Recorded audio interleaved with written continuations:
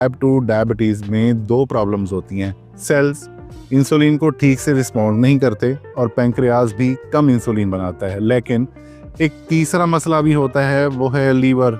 Normally insulin liver को बताता है कि अब और शुगर मत बनाओ, लेकिन इंसुलिन रेजिस्टेंस का मसला चल रहा होता है तो लीवर कहता है भाई मैंने किसी की बात नहीं सुननी। नतीजा ये होता है कि लीवर और ज़्यादा शुगर ब्लड में छोड़ देता है, ख़ास तौर पर रात के वक्त। इसलिए फास्टिंग ब्लड शुगर ज़्यादा आती है। जो लोग सुबह सुबह उठकर चेक करते हैं कि फास्टिंग में मेरी ब्लड शुगर ज़्यादा क्यों है, तो ये वजह होती है जिसकी वजह से फास्टिंग ब्लड शुगर ज़्यादा आती है। ये तीन चीज़ें मिलकर इंसुलिन रेजिस्टेंस, कमज़ोर पैंक्रियाज और बेकाबू लीवर टाइप 2 डायबिटीज़ की वजह बनती हैं।